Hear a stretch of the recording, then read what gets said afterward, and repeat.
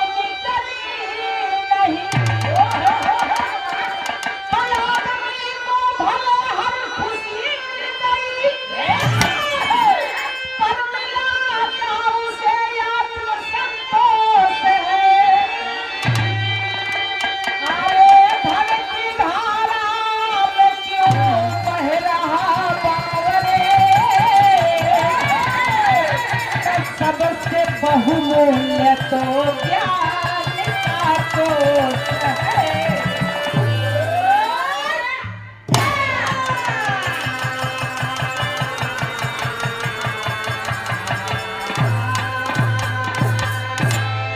दान देकर कोई जग में दानी बना, मगर लेने वाले की किस्मत तो बदली नहीं। हीरे के भाव में बेचा पत्थर कोई,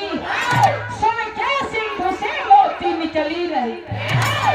आदमी को भले हर खुशी मिल गई, पर मिला ना उसे आत्म संतोष है। धन की धारा में क्यों बह रहा बावरे, अरे सबसे बहुमूल्य तो ज्ञान का कोश है। गजल गवाई माँ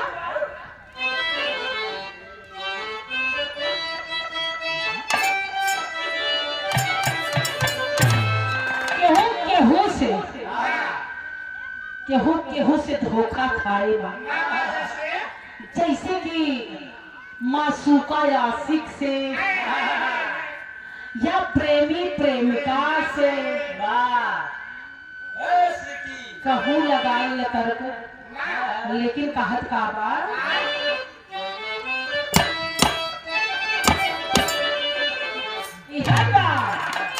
अरे मेरे महबूब मेरे महबूब मेरे साथ बड़ा चाल किया।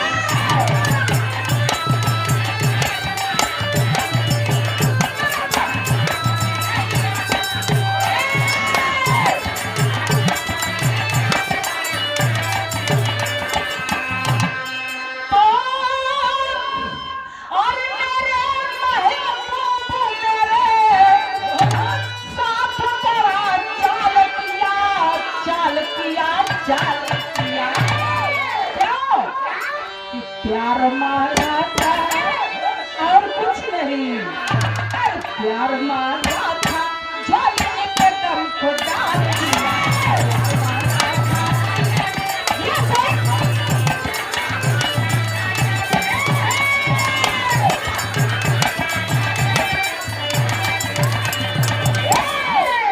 लेकिन कभी यहाँ भाव लिखत है, भाव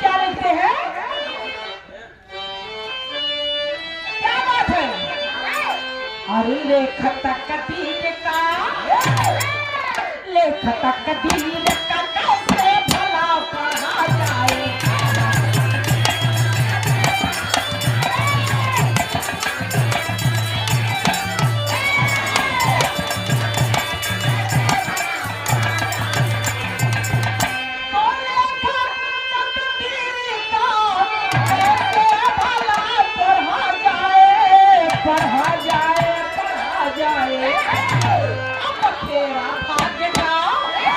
बखेड़ा भाग्य का समझे बिना बढ़ा जाए।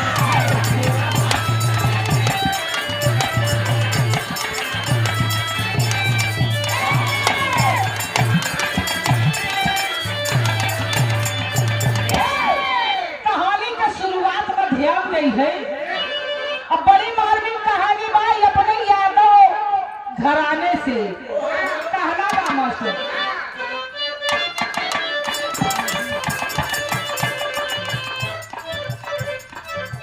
कर्म का लेखना कलम से मिटाया जाता,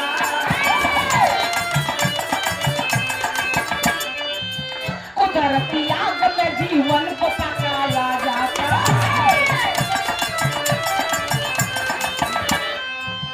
चमन समय का सुख जब चमन में मुस्कुराएगा, पत्थर झील का हीरा बन जाएगा।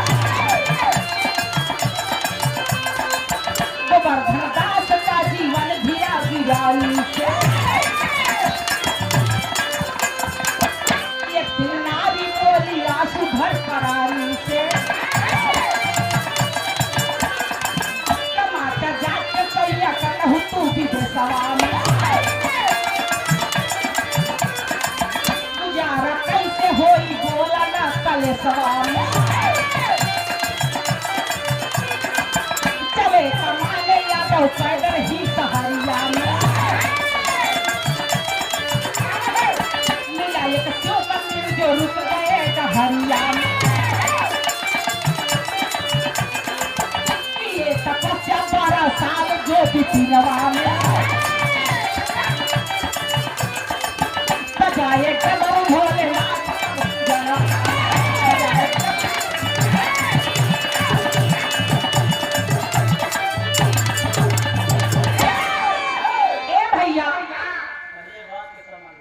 अयोध्या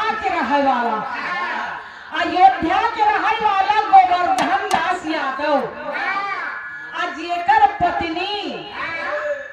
जेकर पत्नी देवकी देवी एक दिन उनके दोनों जने के कौनो औलाद नहीं रहा। धीरे धीरे शरीर ढलत बा, बुढ़ापे की तरफ जीवन जात बा। एक दिन भगत जी की औरत, पहले भगत नहीं रहे, पहले यादवई रहे।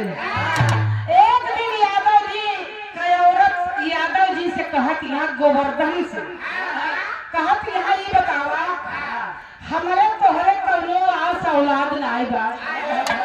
अब हम दोनों जगह तली के जवान माटी कमाई बजाई के खाई लेते, और जब बुढ़ापा आवे लागे तो केहू सहारा नहीं बा। ऐ बतावा हमार तोहर जिंदगी में तोहर पेट कैसे चले। तोहरे बड़ पौरुख बा, जाए के देश परदेश में कुछ कमाई का जाए लियावा और धाई ला बुढ़ापा में काम दे। यादव जी के बात समझ में आई गई, कहन बात तो सही कहती है। और जैसे भैया बताओ बहन की अर्धागिनी के 100 रुपया अगर मिले तो 50 हेरो खसकाई दे। अर्धागिनी के बात भगत जी मान ली, कहन बात सही कहा थी। यहाँ कुछ चर चबैना का व्यवस्था हम प्रदेश चला जाए। यादव जी की औरत कुछ सेतुआ पिसान जवन कुछ रहा बुक ठियाई दी, कौनो टिकट नाई बा, कौनो ट्रेन गाड़ी बस नाई बा। यादव जी पैदल ही प्रदेश आज जब चल रहे हैं तो चल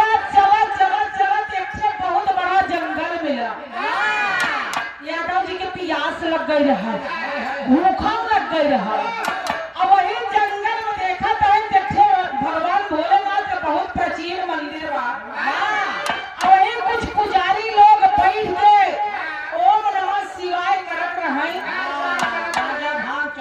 गावत रहे कि राम कई केकर भजन कर भाई, ये जीवन 2 दिन का, राम नाम सुखदाई भजन कर भाई, ये जीवन 2 दिन का। यादव जी सोचल के मंदिर में होता कीर्तन भजन, अब कुछ प्रसादी वरसादी जरूर मिले आरती वारती के बाद, और चली के बैठी कुछ थकावट मिटे, अब प्रसादी मिले, खाए के पानी पिए तब आ गया।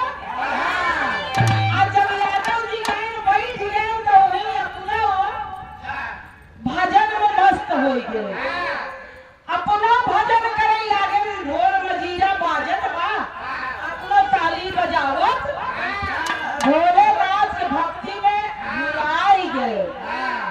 अब बैठे बैठे उनका भजन करत 12 साल बीत गए। 12 साल बीत गए, पता ही न चली, इतना लीन हो गए यादव जी। यादव जी के औरत लखत यहाँ की कई साल बीत गया, हमारे यहाँ ना अभी तक हमार बात लागत में गठिया ले है, यहाँ अब इतना कमाई ले है कि यहाँ दे है चुके। ए भैया इंतजार रोज करत है, इनारत बैठ के रास्ता निहारत यहाँ की हमार परदेसी कम यही है। लेकिन जब यादव जी का 12 साल बीत गया भजन करत करत, तो एक दिन भगवान भोलेनाथ प्रकट हो गए, और जब प्रकट हो गए तो मास्टर तर्ज लग गए।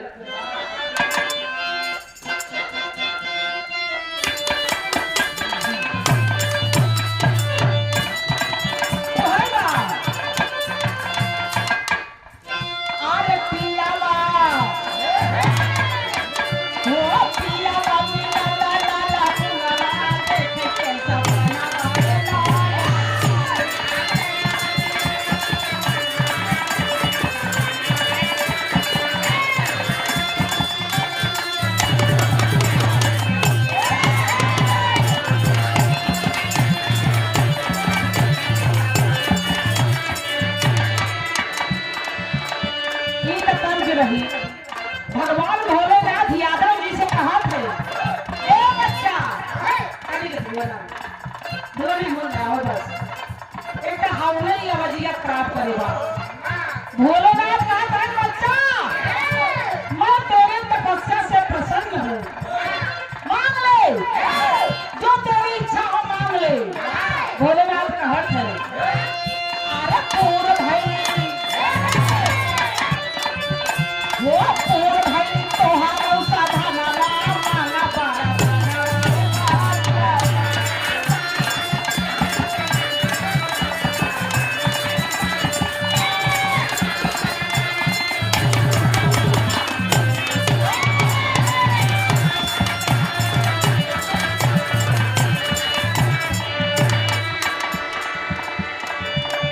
भगवान भोलेनाथ कहा था, क्या बच्चा तेरी तपस्या पूर्ण हो गई, मैं तेरी तपस्या से प्रसन्न हूँ, मांग ले बेटा, जो भी मांगना है मांग ले। यादव जी कहा है कि भगवान भोलेनाथ आप मेरी तपस्या से प्रसन्न हैं? कहा बिल्कुल बेटा, तेरी तपस्या से मैं प्रसन्न हूँ और तेरी तपस्या पूर्ण हो गई, मांग ले बेटा वरदान।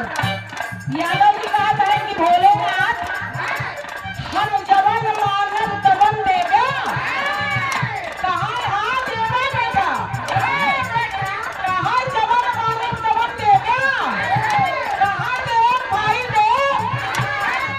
भोलेनाथ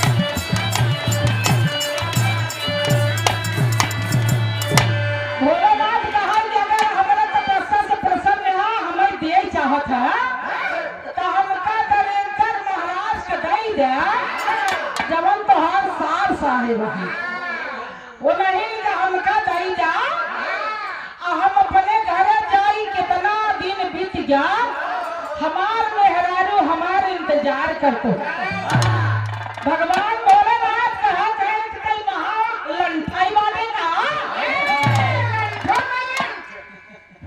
कहा तेन बतावा तई तो खुदा ही दरिद्र है तई तो खुदा ही दरिद्र है अब तई दरिद्र कलाई के का करबे भोलेनाथ यादव जी कहत है यादव जी कहते हैं कि भोलेनाथ आपने बोला था कि जो तेरी इच्छा हो बेटा मांग ले और जब हम दरिद्र महाराज का मांगा तही तो हम लाई के अपने घर जाई हमार मेहरारू इंतजार करत करत थक जात भोलेनाथ कहते हैं तेरी अगर यही इच्छा है तो ये मस्त मैंने दरिद्र को दे दिया और जब दरिद्र का दई रहे तो यादव जी लाई के अपने गांव की तरफ चल रहे आगे आगे यादव भगत जी जाता है अब पीछे पीछे दरिद्र महाराज चलत चलत चलत चलत अपने गांव में पहुंच गए तो बिरहीन भगतिन जवन भगत के मेहरारू रहे वही इनारा रहे इनारा बैठ के सोझा ही रास्ता दिखात रहे वही रोज इंतजार करे कि हमारे यादव जी परदेसी कब आई है कितना इंतजार करवई है आखिर वो दिन इंतजार का घड़ी खत्म हो गई यादव जी दिखाने परदेसी क्या बात है यादव जी क्या सोचते थे आज हमार परदेसी आई गए जब लगे मैंने जिकाने तो देखा कि यहाँ एक जने और पिछड़ा बाटे अरे देखा कि यहाँ तो बोले के माछी भेड़ का तुड़ावत हड़का चला धोती कुर्ता पहने है से कोहकट भवा आखिर कीचड़ आवत है भागल रोले से दुनिया कहती बात बात यादव जी की औरत देखते हैं कहते हैं कि क्या आए हमारे परदेसी दावत है नहीं के तारे क्या आवत है भैया एक बात है और बा कहा कि यहाँ कुछ दिखात नहीं बना गठरी न मोटरी न खेती न कैसी आई जवन कमाने में भाका कि कतौ भाई छोड़ के आवत हाँ कि ले के आवत हाँ कि एका के का ले के आवत है वही यादव जी ने औरत पूछती यहाँ तक मिला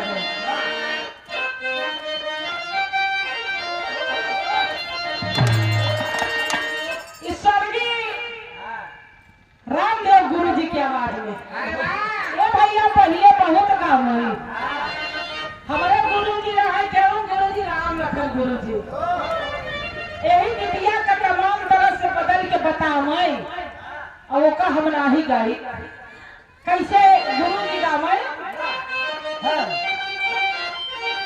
अरे कहे अपने बलमुला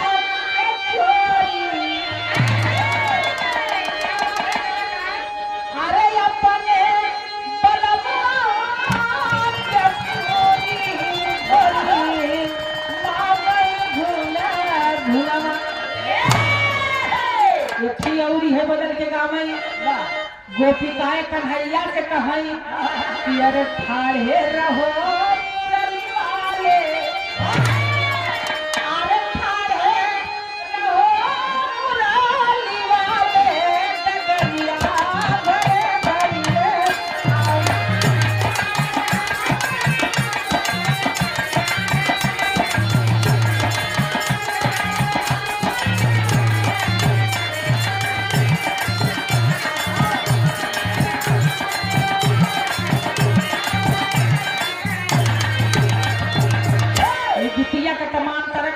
कहीं पूर्वांचल का गावत ही कि तरंगरी अरवत बारी ऊपर सामने डाल लगाई दा हरी लहरी लाल जी गुरु जी का हम जब हमारे साथ कार्यक्रम कुंडा में गए तो 3 कार्यक्रम भर तक कहे कि उहर वाली कुंडा वाली कहे गावत रही बूढ़ा लेकिन तक कुछ और गई नईकिन जब शुरू की तक कहा मोरे सैया के अजब पढ़ाई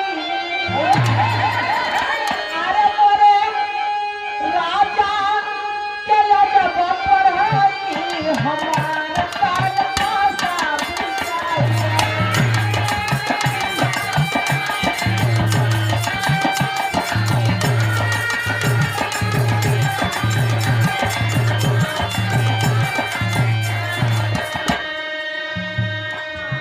बिरहा सम्राट बिरहा के सुल्तान ये भैया विजय लाल भैया कहे कि हमारे बड़े का भैया कब मेहरारू मेरे बड़ी की भौजी गाँव जब गंगा नहाई जाए लागे कहे गंगा जी के तटौना भैया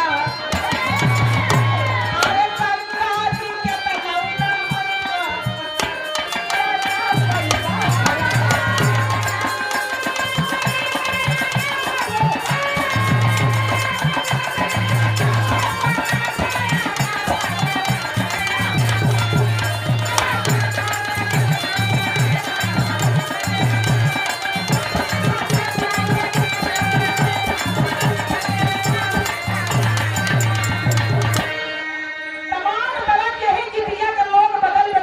लेकिन यादव जी का औरत भगत जी का औरत पूछत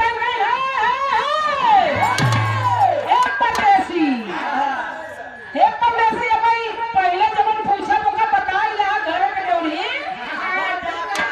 डाका दिन कहा का पूछे चाहत है भक्ति का कहीं सुना पहले बतावा सही सही पूछत यहाँ यादव जी से कैसे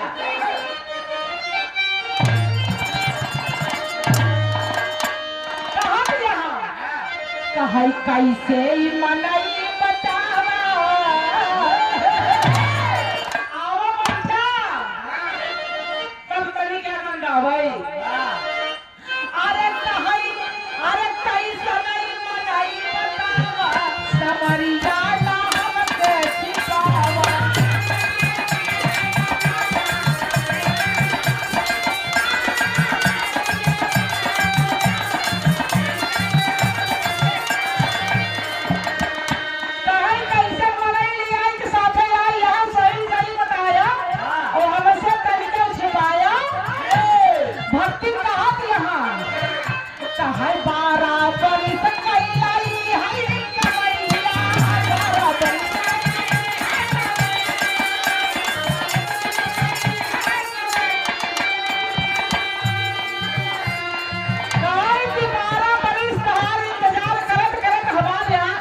बतावा मनई 12 महीना ना बर्दाश्त कर पावत 1 साल 12 महीना के 1 साल होगा हम तोहार 12 साल से इंतजार करते लौटा बाटे तो ये के है जबने लगा लिया गया यहाँ पौवन कीचड़ आवत बा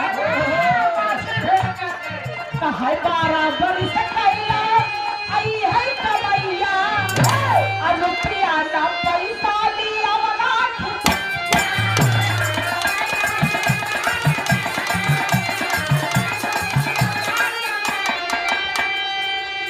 कहा यही संग है जिंदगी पितावा अरे यही संग है जिंदगी पितावा सवरिया ना हमसे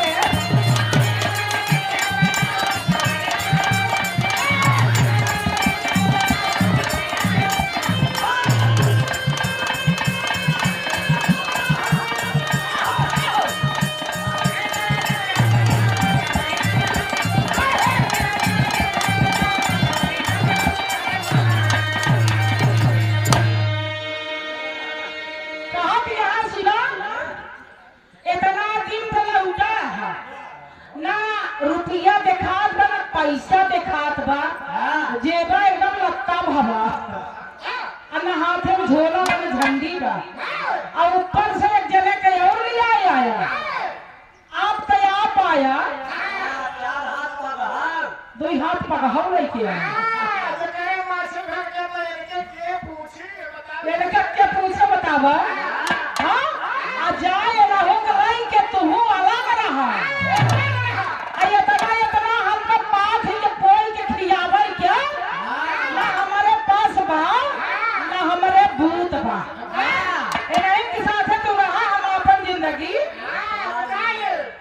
ये तनी बात जब भगत से सुनत है कहा पे सुन सुन सुन सुन सुना अरे सिया जी ने राज जी ने हो अरे बेटा तुम ऐसा जी देखा कहे फिर का देखी अब कहा रुपया का मशीन है हमारी टेंशन जी करा ऐसा जी देखा तक लग गई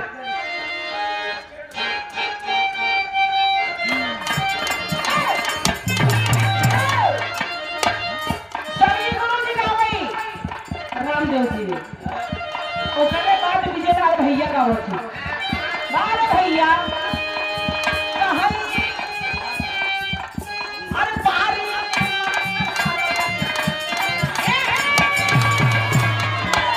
हाँ पारी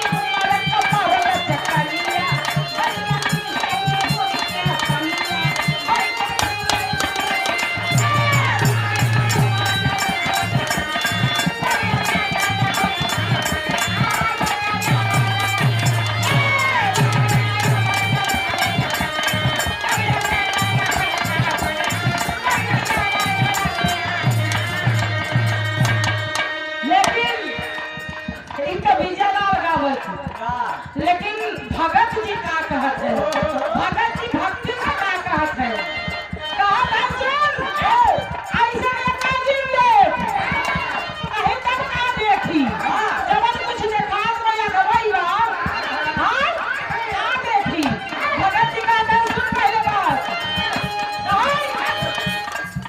अरे रुपया पैसा का है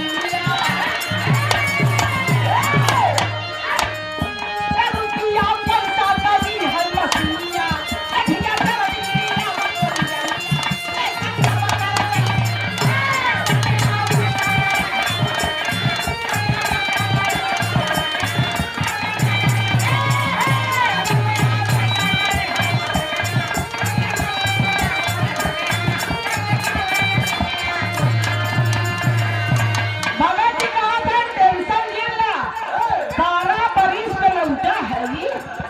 होका दुखी ना हो ले हम रुपया ना लेके आई बाटी हम रुपया का मशीनिया लेके आई बाटी भक्ति कहते हैं कि पगलाई वगलाई जो है का लागत हर जग जो है ये बतावा जवन मरते कहाँ का दम्मा का मरीज सांस होकर बेचारे हकर हकर हकर करत बा और माछी झौवन छोटे हैं टीचर कौआ लटका बा भाई बताओ ना है कि रुपया का मशीन कौनी कहती मशीन फिट बा कि रुपया ही पैदा करे भगत जी का कहे सोच ले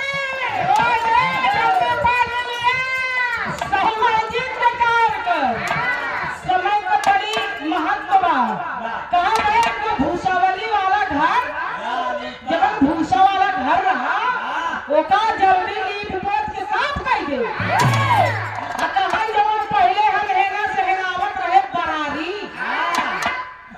बरारी कहा ओका भाई आओ यादव जी की औरत सोचते हैं कि पगवान बा घरा साफ करवाई के अब बररिया मंगावत बा का करे सोच जे एक चीज जाओ लेके आओ कहा जब पहले हम भैंस चरावत रहे हमार जवन मोटकी लाठी बा वो लाठी लेके आओ देवखरी वाली देवखरी में रखी जात है कहर में रखत है का जवन आई भक्ति कहा कि यहाँ ये पता नहीं कहा नौटंकी के ही बात घरा साफ करवाई के बररिया मंगाए तो लठिया का कर अच्छा मशीनिया में लठिया डाल के तब गलाए पैसा भी करे अरे भैया बेचारों गए जल्दी से घरों साफ कर दीजिए भूसौरे घर साफ करके बरारी ले आए गाड़ी पे बहाई रहा कोठा के उठाए के लिए आई ऐसी वैसी है दई दी लाठी लेके आई। तब जवान है भगत जी कहा है खबरदार कर कैसे मशीन हम लिया कैसे रुपया दे करब का भगत जी।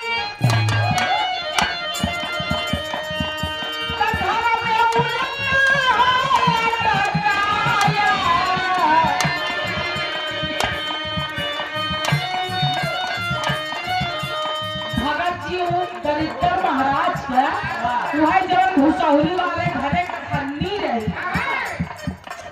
वही धरनी में मोड़ नीचे लटकाई थी और वही धरनी में कस के बाज दी। अब बाज के हम जब हुआ वाली लाठी रहा और वहीं से लाठी में दो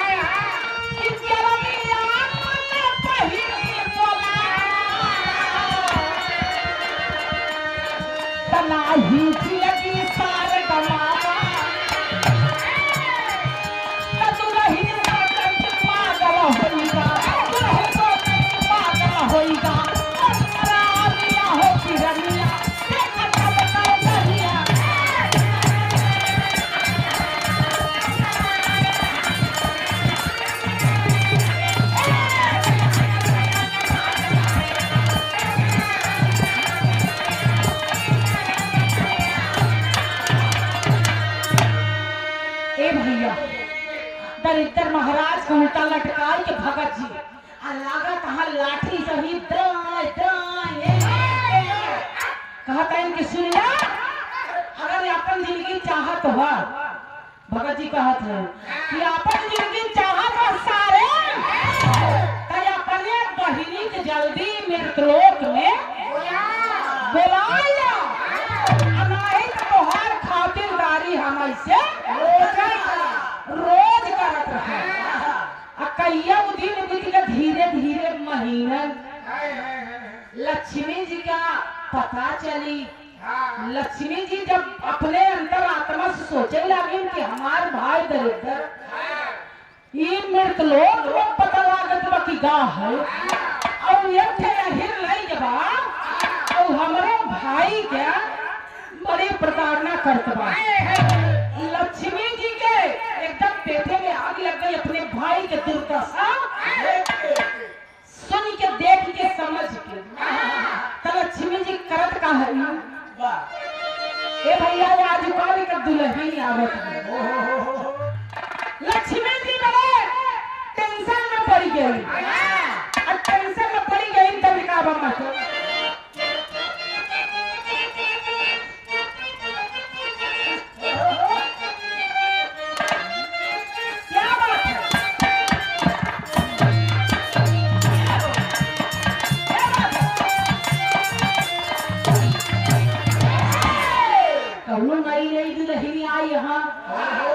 और भैया सही बतावत है माता बहन तक बाटी नहीं लेकिन बतावत है कि पहले जब बिटियन का शादी पड़ जाए ब्याह पड़ जाए 1 महीना रह जाए अन्न पानी सब छूट जात रहे कमजोर हो जात रहे खाना ना खवात रहे। लेकिन अब देखा तो क्या वीडियो बन रही है क्या जरा मुस्कुराओ जरा स्माइल लाओ हे प्रभु परमात्मा रात तो ऐसे बीती सवेर हो गया ओकरे बाद हंसत बेहसत तनिक चौके पर टुहुक टुहुक कर ली ओकरे बाद कौनो खराब रहेगा मेकअप खराब हो जाए लेकिन पहले का बिटिया का रही तो अब है नई नई फैशन के नई नई दुल्हन आई है अब पुरनिया मेहरारू देख के एकदम परेशान बाटी तो एक जने दूसरे जने से बतावत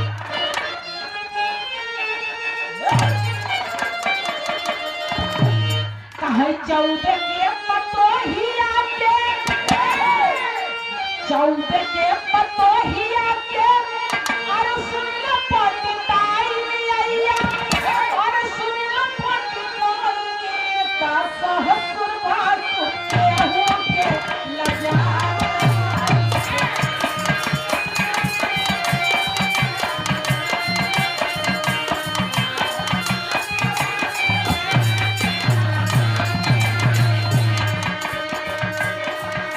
छोड़ा। लक्ष्मी जी परेशान बाटी जाके विष्णु जी के पास जाते कैसे जाती हाँ कहें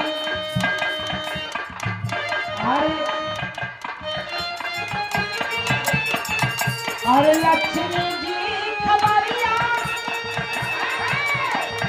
लक्ष्मी जी महल जाके विष्णु जी से पतिया लई हो विष्णु जी से पतिया हमारा परेशानी को हमारा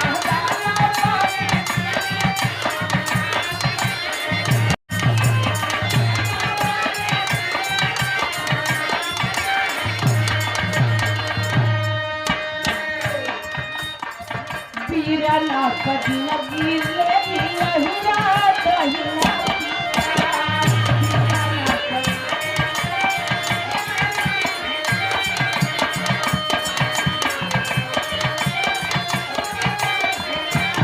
लक्ष्मी जी जान के विष्णु जी से रोई रोई कहत यहाँ कैसे कहत यहाँ रोई रोई कहाँ लगा जी विष्णु जी से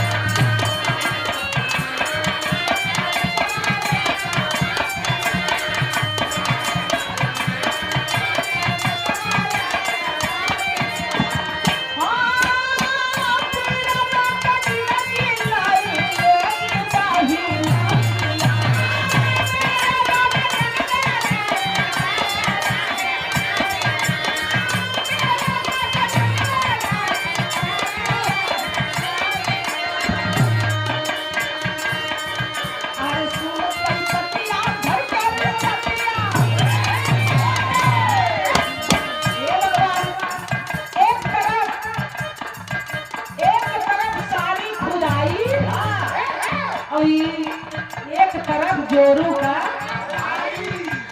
जब सारे कई बात सुने विष्णु जी तो उनके एकदम धड़कन हो जाए कहे सुन कई बतिया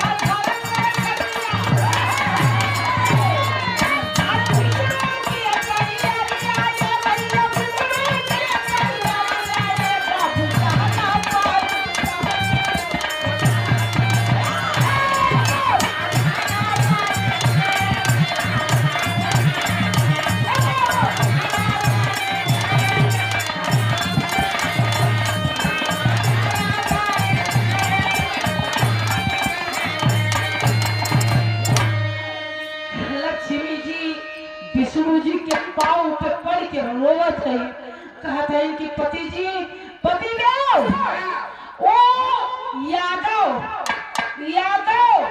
हमारे भाई का मृतलोक में नहीं बा बहुत बड़ी दुर्दशा करत बा हमारे भाई का 24 घंटा लाठी से धुलाई करत बा जाई के हमारे भाई का जिंदगी बचावा। इतनी बात जब विष्णु सुनत है तो धड़कन बढ़ गया कि क्या ये कैसा हो गया एक मामूली सा इंसान हमारे सालों को मृतलोक में ले जाए कितनी बड़ी दुर्दशा करता है।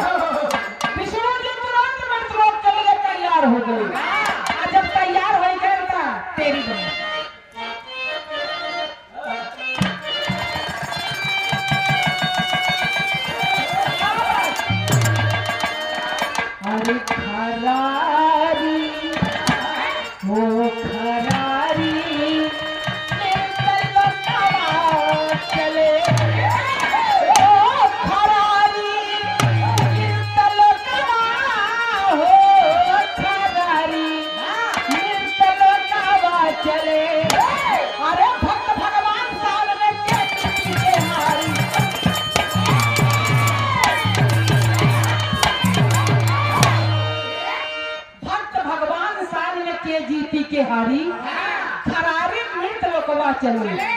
विष्णु जी क्षीर सागर से विष्णु लोक से मृत लोक की तरफ रवाना होंगे। अब परमात्मा जाने कि भगवान जीते यहाँ भक्त हारे कि भक्त जीते भगवान हारी हो। भक्त भगवान साल में के जीती के हारी खरारी मृत लोकवा चले। और जब विष्णु जी चल रही है मृत लोक की तरफ तब पहुंच गए तिलई बाजार। और तिलई बाजार से जब और आगे मोहम्मदपुर कहती आए भैया जहाँ खलीफा भैया का घर बा। और वहां से जब खरैया का नहरा पकड़े अब हमका नक्शा बतावत है पता नहीं इनका घर है पड़े कि हम पड़े। आज जब पहुंचे थे तो कहा था इनकी गोवर्धन यादव का घर कौन है। सब बतावत है कि ऐसे ही नहरिया पकड़ के चला जा एक सड़क लगी बा आज अगवा जाइबा फिर तो के नहर पड़ी। और नहरिया के किनारवा सड़क के घुसना गौवा में तब बगलिए ही वाला स्कूल है। कहीं अगवा जाओगे तो गोवर्धन यादव का घर ही हो। अब विष्णु जी पूछत चली है कहना बात।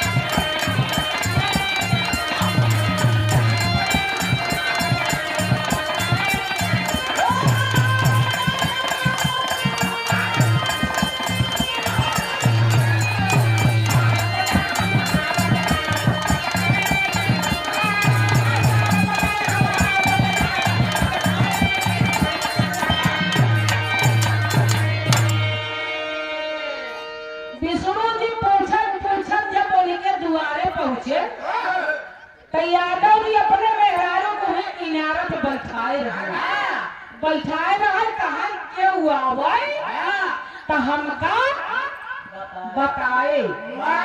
आज जब विष्णु जी पूछत आए तो वही के रहे कि मेहरारू पूछत है कि का गोवर्धन यादव का घर ही है। यादव जी की औरत कहा कहे घर की है यार तू क्या है।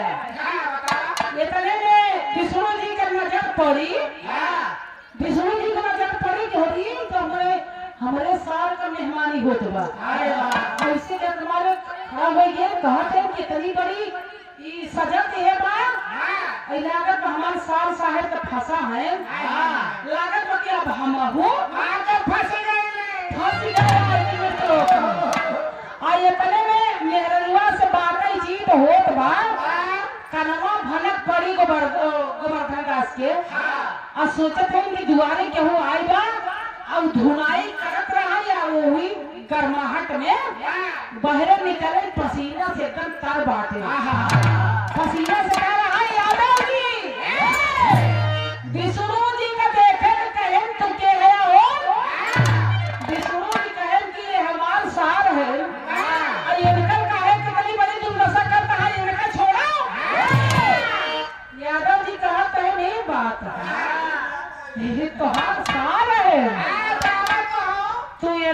जीजा है। कल आवा बहुत अच्छी बात बा। आवा साला जीजा दोनों जना। विष्णु जी कहते हैं कि ये इतनी बड़ी गति करता है, इनका छोड़ा जल्दी। यादव जी कहते हैं ऐसे ना इनका पाए है। 12 बरस तपस्या करे है तब ये वरदान पाए है। और ऐसे कैसे छोड़ो? यथा खातिर तपस्या के है ओका बिना सिद्ध के होगा जाई न जब आई यहाँ। अगर इनकर जिंदगी चाहता है तैयार यहाँ करनी हुआ समझे भैया। विष्णु जी का यादव जी का तन आई यहाँ नेहुरा दरिंदर का फसाई बाटे वो न हो का कहता है कि तू नेहुरा मुर्गा बना। अगर अपने सारे की जिंदगी तो कान पकड़ के निहुर जा। अब मरता क्या न करता विष्णु जी कान पकड़ के मुर्गा बन के निहुर गए। और जब मुर्गा बन गए तो लक्ष्मी जी इंतजार करते हैं कि हमरे वो गए और वो नहुन आए लौट के आए। अपने दिव्य ज्योति से देखत यहाँ कि हमार पति ये पालन करता तीनों लोक का स्वामी आज लोक में जाए कि एक मामूली इंसान के पंजे में पड़ के मुर्गा बना बाटे। लक्ष्मी जी रोमत रोमत ब्रह्मलोक चली गई। जब ब्रह्मलोक में गई तो ब्रह्मा जी से रोज रोज कही कि हमार भाई हमार पति मृतलोक में जाई के एक इंसान के चक्कर में पड़ के फंसा बाटे न अजाई के बड़कऊ तुका सृष्टि का रचयिता है और जाई के मृतलोक में हमारे भाई और हमारे पति का छोड़ावा। ब्रह्मा जी लोक छोड़ के मृतलोक के तरफ चल दिए। आज चलत चलत पहुंचत और पूछो जैसे यादव जी के द्वारे पहुंचे वह मेहरारू बैठी रही। वह बैठी रही ब्रह्मा जी कहते हैं कि का गोवर्धन यादव का घर ही है। यादव को मेहरारू कहते हैं कि तुम क्या है घर तो यह है लेकिन तू आवत हल लौट जाए। अगर अपन भगवानसी अपन भवाई चाहत लौट जा। ब्रह्मा जी कहते हैं लेकिन लौटे ना आए हैं। हम अपने भाई के सारे को छुड़ावे आए तो कहा थी यादव जी की औरत कहा थी कि सुना हमारे आदमी जवन बा 12 बरिस पर लौटा बा ओकर दिमागी संतुलन जवन बा से खराब हो चुका बा। अब तू अपन भलाई चाहत लौट जा। भलाई हाथ रे बच्ची। भगवान ब्रह्मा जी पूछा थे क्या बात है वो तरवाजा कहे पनिया में आगे पनिया में कि पनिया में लगी आला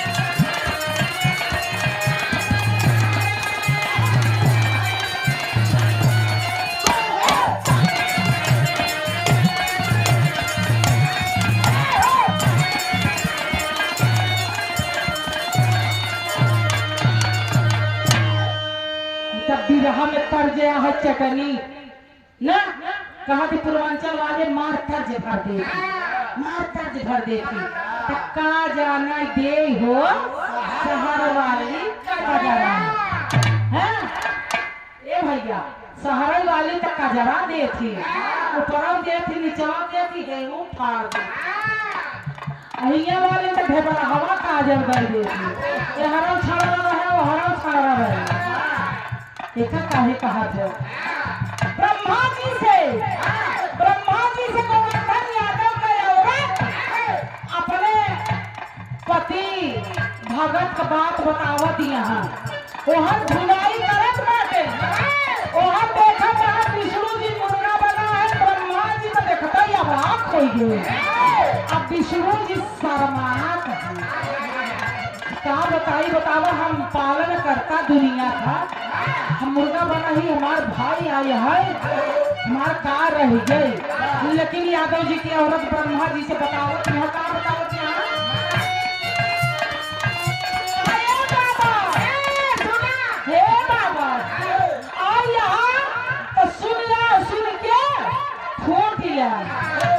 हमारे आदमी का सेंस खराब हो चुका है। बतावत कहा 2 महीना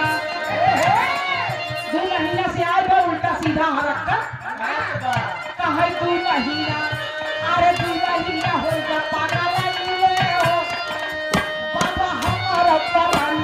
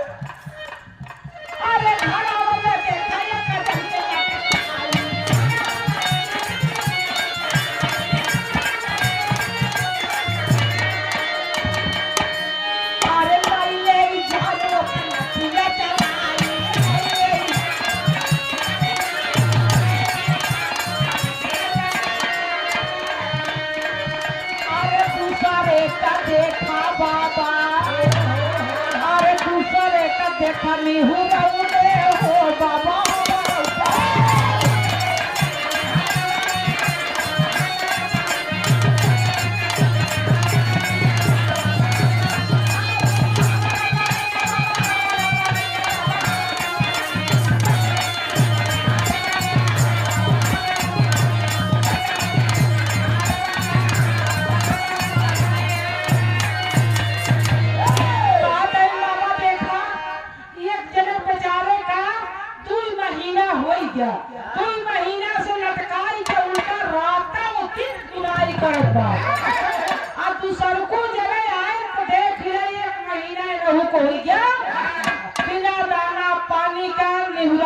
मुर्गा बनाए बा बतावा एक दिमाग खराब ना आए बा चकाय अच्छा बा क्या बात तो हम कहा तई मिलाओ पिजा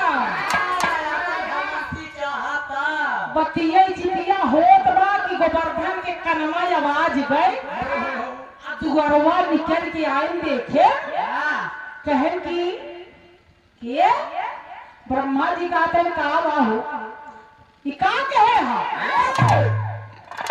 ये कहे हवना हमूर आवत है आप सबसे हाथ जोड़ के विनती है दुनिया को धुआना आवत बहुत एलर्जी करत है। ब्रह्मा जी कहा था कि छोड़ो मेरे भाई को मेरे साले को छोड़ो ये क्या कर रखे हो। यादव जी कहा था सुनो ज्यादा ब्रह्मा जी ये कहा हम तपस्या कर तो पाए बाती हमार जवन मर्जी तवन करो आए का जवन आई यहाँ ये ना वो कहा था कि जवन हमार शर्त बा अगर वो का पूरा कर दे तो हमारे सारे को छोड़ दे तो हो छोड़ दे लेकिन तू क्या है कहे मैं ब्रह्मा हूँ मैं सृष्टि का रचयिता हूँ कहे तू ब्रह्मा है यानी विष्णु का बड़का भैया वाह वाह वाह वाह तू हो नहीं हो जाए इनके बगल में तो हो नहीं हो रहा ब्रह्मा जी कहते हैं क्या करता, कहते हैं निहुरा अगर भाई का चाह तो सारे का तब अगली तू निहुर जा। ब्रह्मा जी निहुर गए, कान पकड़ के मुर्गा बन गए। और जब ब्रह्मा जी निहुर गए, समय बीतत लौट के नाई क्यों जने गए, तीनों जने। लक्ष्मी जी परेशान बाटी, एकदम एकदम बेहाल बाटी। लक्ष्मी जी फिर ध्यान लगावती है, देखत यहाँ की बड़काऊ गए बोलहू का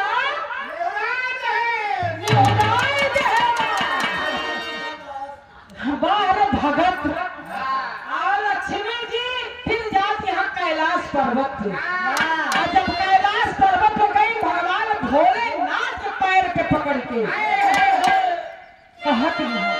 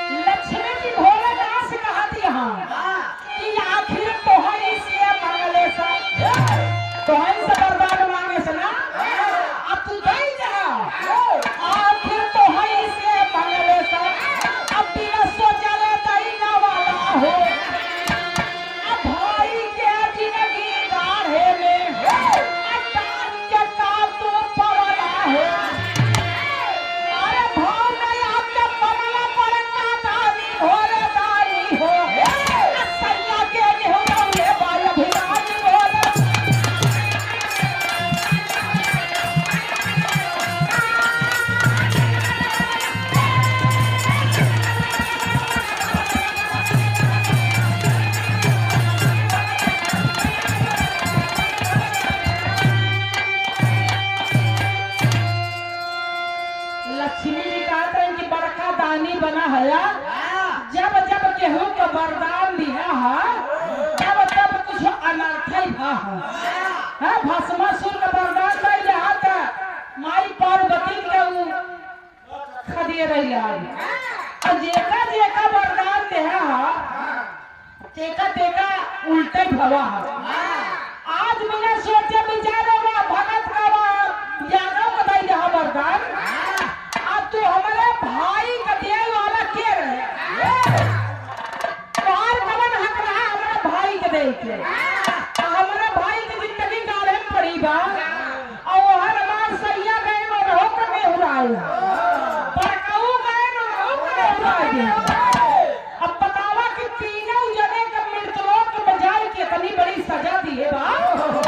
अब कैसे होई जाए कि जैसे वरदान दे हम वैसे जाए कि हमारे भाई का और हमारे पति का और बड़कों को जिंदगी बचावा। ये तभी बात जब भोलेनाथ सुना थे एकदम एकदम अभाग हो गए। ये तभी बड़ी दगाऊ यादव हमसे कही क्या, ये तभी बड़ी छल। हम तो सोचे कि वो दरिद्र का करबई का करो, ये का करे जाए के हमका नाय पता रही कितनी बड़ी एकरे अंदर बुद्धि बा। अब समझे कि एकर बुद्धि कितनी बड़ी बा।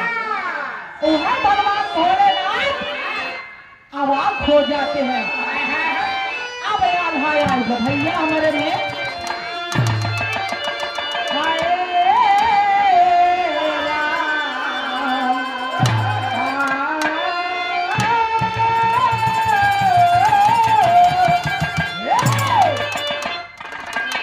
बाबा भोले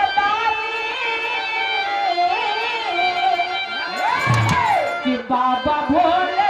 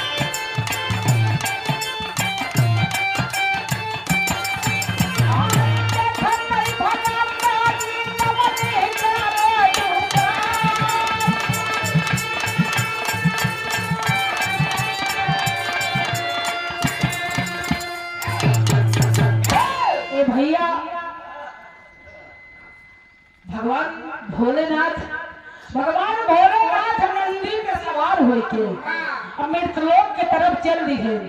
अब पूछत आई के पहुंचे देखत है तू ही मेहरारू इनारा पे बैठी बा ओकर ड्यूटी लगाएगा कि क्या आवाए तब बताए। और जब शंकर जी पहुंचत है नंदी पे सवार होई के तो देखत है कि मेहरारू इनारा बैठी बा और उनका तो पता लगी रहा है पहले से कि हमारे भाई और हमारे सारे के का हाल बा। जैसे पहुंचत है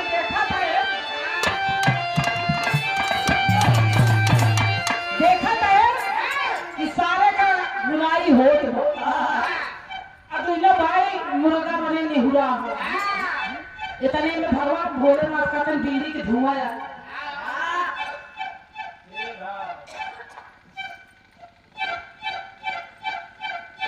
विष्णु जी ब्रह्मा जी एकदम परेशान है। यादव जी आवाज सुने घर से बाहर निकलते हैं।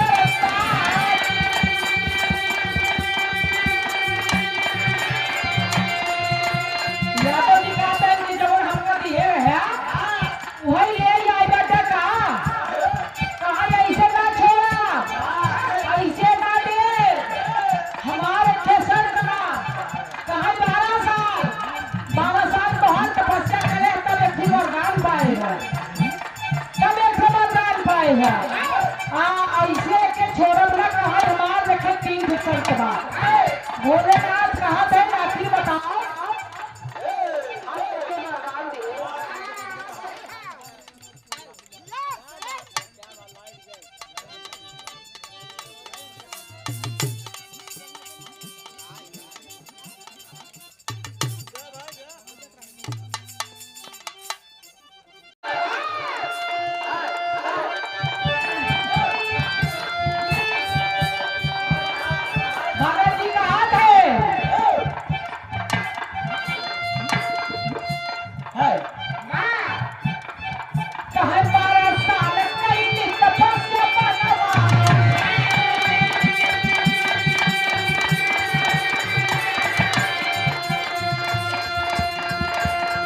भोलेनाथ कहे इनका 2 लोग जने का छोड़ दिया इनका छोड़ दिया। भगत जी कहा था ऐसे ना छोड़ा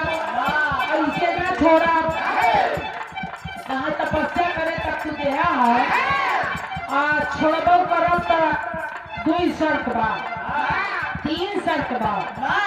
यादव जी कहा थे भगवान भोलेनाथ का कमल शर्त बा। वही यादव जी कहा थे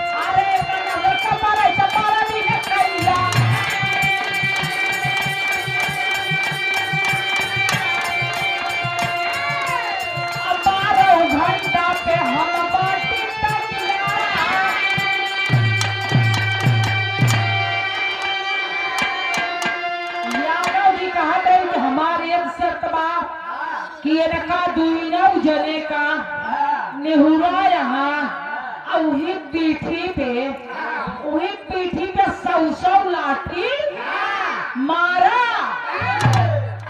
इतनी जब ये संत भोलेनाथ सुनत है तो कहा था कि नन 2 महीना हो गया बिना अन्न पानी के पड़ा यहाँ नेहुरा यहाँ इनका हम 4 लाठी मारब इनका राम नाम सत्य हो जाए। बतावा 100 लाठी काम पाई है भगवान भोलेनाथ कहा थे कि अगर इस सब मंजूर बा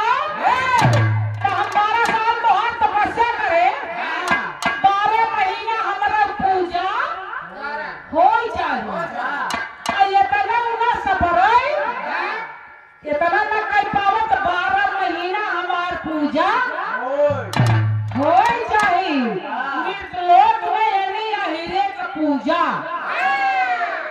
देखा अन्यथा न रह जाए। ये लिखे हैं वो अहिरे ये है, ये अहिरे की कहानी बा। कहा बहन की 12 महीने में सफराई तो 12 दिन हमार पूजा हो चाहिए। अगर ये तनाव में सफराई तो हम 12 घंटा पे तैयार रही, लेकिन हमार पूजा अब तीसरी शर्त हमार बा कि लक्ष्मी का मृतलोक में लई आवा और लक्ष्मी मृतलोक में वास करे, तब ये लगा सबका जान हम छोड़ा।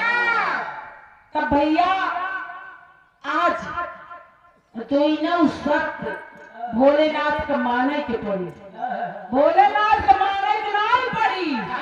भोलेनाथ फांसी गए, कहा तो मुर्गा बना, तीनों जने मुर्गा बना। हम छोड़ा या तो दोनों शर्त पूरी हो चाहिए। 12 घंटा हमारी पूजा हो चाहिए और लक्ष्मी जी के मृतलोक में वास हो चाहिए। तब मजबूरन लक्ष्मी जी का मृतलोक में आगमन हुआ। वो नहीं भगत के बुद्धि दिमाग से, भगत गोवर्धन यादव के दिमाग से लक्ष्मी जी मृतलोक में आई और देखा आ जाओ पूर्वांचल में, ये तो नहीं मानते, पूर्वांचल में कड़ाह पूजा होता, कड़ाह पूजा होता, यादव की पूजा होता। कितना गवैयो गाल के हम लिखवैयो लिख दे हैं कि होला पूजनवा अहिरे का। तो पूजा कड़ाह पूजा पूर्वांचल में यादव की पूजा होता और लक्ष्मी जी का मृतलोक में आवे के पड़ा। जब लक्ष्मी जी मृतलोक में आई, लक्ष्मी जी मृतलोक में आई, तब यादव से कहा थे हमारे भाई का, हमारे पति का नहीं पूरे परिवार का छोड़ा। तब यादव जी कहा थे छोड़ा, लेकिन तो का रहा के पड़े। तब लक्ष्मी जी का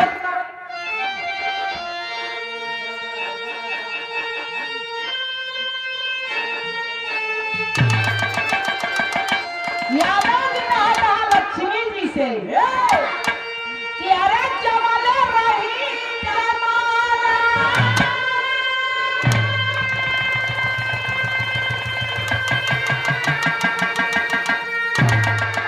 अरे जमाले रही जमाना तो हमरे मुआ समा।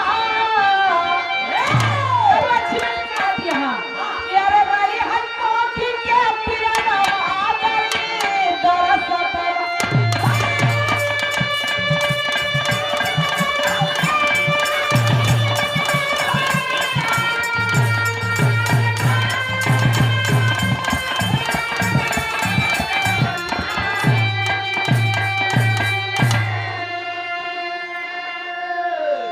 लक्ष्मी जी से यादव जी कहते हैं कि जब तक ये जमाना रहेगा, धरती रहेगी, आकाश रहेगा, जब तक धरती पे जीव रहेंगे, तब तक तुम्हें मृतलोक में वास करना पड़ेगा।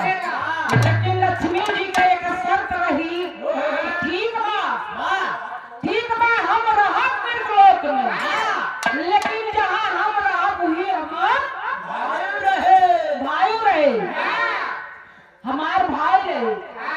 जहाँ हम रहा वो करे 3 पीढ़ी बाद हमार भाई आए, और जहाँ हमार भाई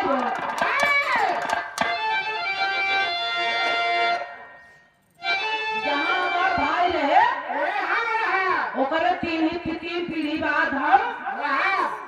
आज बाबूजी देखें जेकर बहुत चमकी बा, 3 पीढ़ी 2 पीढ़ी चल जात बा, ओकरे बाद दरिद्रता आ जात बा, धीरे धीरे गिरानी आवत बा। और जेकर बहुत गरीबी बा, ईटा गारा कई के खाए दिए, आज उनका तोती बोलत बा। यही शर्त लक्ष्मी जी के रही कि जहाँ हम रह 3 पीढ़ी बाद हमारे भाई आए, और जहाँ हमारे भाई रहे 3 पीढ़ी बाद हम आओ। यह शर्त मान के लक्ष्मी जी करत का है कि भाई के करवली मुक्त, अरे भाई के करवली मुक्त दई के बच्चे दिया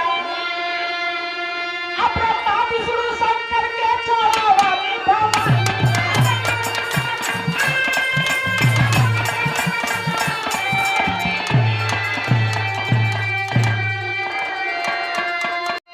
अरे कर्म गति न मिटे जो लिखल माथवा,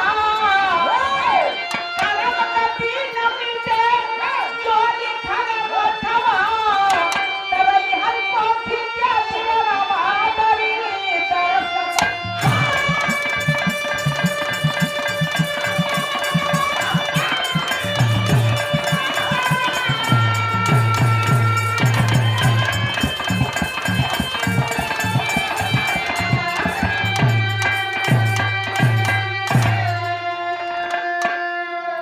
कर्म गति न मिटे जो लिखल मथवा। अरे जवन लिखा था यही लिखा था कि किसी भक्त द्वारा मृतलोक में भगवान के आना होगा, किसी भक्त द्वारा लक्ष्मी का वास होगा मृतलोक में। आज लक्ष्मी घर घर में वास किए बाटे, ये यादव का भक्ति का ही परिणाम रहा। लेकिन कहना अमीरी गरीबी साथ बाटे गहरा, अब तो खर्च करना रही भाई बहन के पास।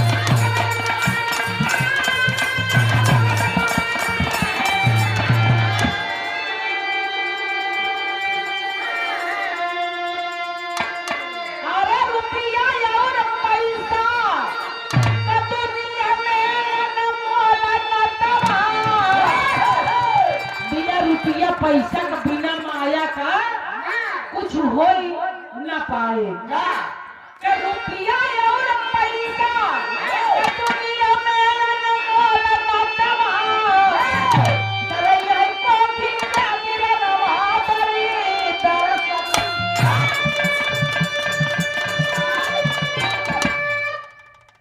क्या बात